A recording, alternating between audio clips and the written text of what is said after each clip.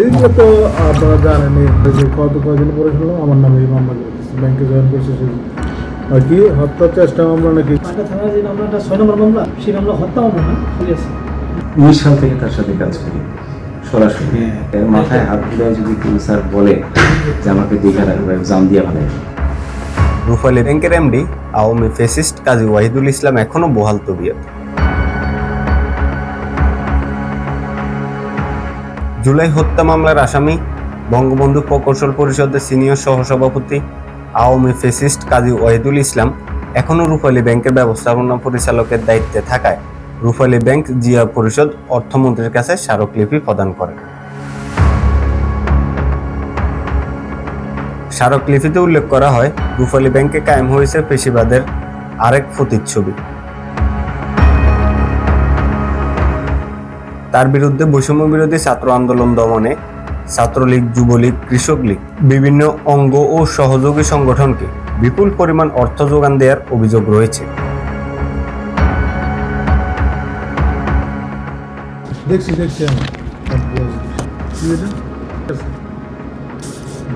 এটা যে আপনাদের কাছে কি হবে আছে এইগুলো তো আপনারা জানেনই। আগস্ট পরবর্তী সময়ে এটা আমি জানিও না, মা কদিন পরে শুনলাম আমার নামে এই মামলা করেছে, ব্যাংকে জয়েন করছে সে আর কি হত্যার চেষ্টা মামলা নাকি থানায় যে মামলাটা 6 নম্বর মামলা, সেই মামলা হত্যা মামলা না, ঠিক আছে। ঠিক আছে, এই ঘটনা যখন বাড়িটা কথা হয়, ঘটনা হয়েছে 5 আগস্ট না, এই মামলা হয়েছে 25 সালের মে মাসে। হয়েছে এই মামলায় স্যারকে তদন্ত করে কোর্টে সাবমিট করছে রিপোর্ট। সেই রিপোর্ট অনুযায়ী কোর্ট তাকে ব্যাকরণ দেখা দেবে। দায়িত্ব নিয়ে বিএনপি সহ সকল ফ্যাসিবাদ বিরোধী শক্তিকে দূর দূরান্তে বদলি ও প্রমোশন বঞ্চিতকরণ সহ নানাভাবে হুমকির দামকি দিয়ে হয়রানির শিকার করছেন। তার নেতৃত্বে ব্যাংকটি 2026 সালের মে মাস পর্যন্ত 587 কোটি টাকা লোকসানের মুখে পড়েছে। এপ্রিল মাসের 29 তারিখে বাংলাদেশ ব্যাংকের তদন্ত প্রতিবেদন অনুযায়ী অত্র ব্যাংকের গুলশান কর্পোরেট শাখার মাধ্যমে মাসটেক্স লিমিটেডের বিরুদ্ধে মানি লন্ডারিং মামলা ও অডিট আপত্তি থাকা সত্ত্বেও উক্ত প্রতিষ্ঠানের অনুকূলে ঋণ অনুমোদন করার অভিযোগ পাওয়া যায়। বর্তমানে এমডি যোগদানের পর হতে কর্মকর্তা ও কর্মচারীদের একমাত্র উৎসাহ প্রদানকারী অনুষ্ঠান বার্ষিক ক্রীড়া প্রতিযোগিতা প্রতি বছর অনুষ্ঠিত হলেও তার সময়কাল 2025 ও 2026 সালে কোনো বার্ষিক ক্রীড়া প্রতিযোগিতা অনুষ্ঠিত হয়নি।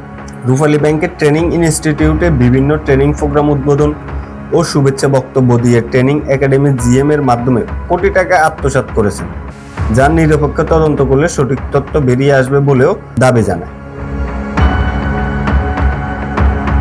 এছাড়া ব্যবস্থাপনা পরিচালক তার নিজ এলাকার কর্মকর্তাদের প্রতি স্বজন প্রীতি করে পূর্ববর্তী হাসিনার মদতপুষ্ট সাবেক এমডি মাসুদের এপিএস শফিকুর রহমানকে করেছেন নিজের পিএস।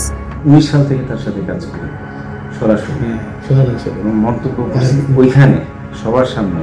এর মাথায় হাত দিলে যদি কেউ স্যার বলে যে আমাকে দেখা রাখবে এক্সাম দিয়ে ভালো, এটা হলো আমার কমেন্ট। আসলে এটা আমি স্যারের সুপরিচিতভাবে দেয়া নোয়াখালীকে আমাদের এগেনস্টে নিয়ে যাওয়ার চেষ্টা করতেছে কমপ্লিটলি। স্যার ইয়েস, এটা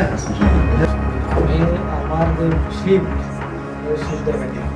ওই প্রথম আলো যাওয়া হবে, যুগান্তরে যাওয়া হবে, এরপরে কি আর কারো কোনো কথা বলা এবং বঙ্গবন্ধু পরিষদের মুক্তিযুদ্ধ গবেষণা বিষয়ক সম্পাদক মাহমুদুল হাসান টুটুলকে নিয়োগ দিয়েছেন এপিএস হিসেবে।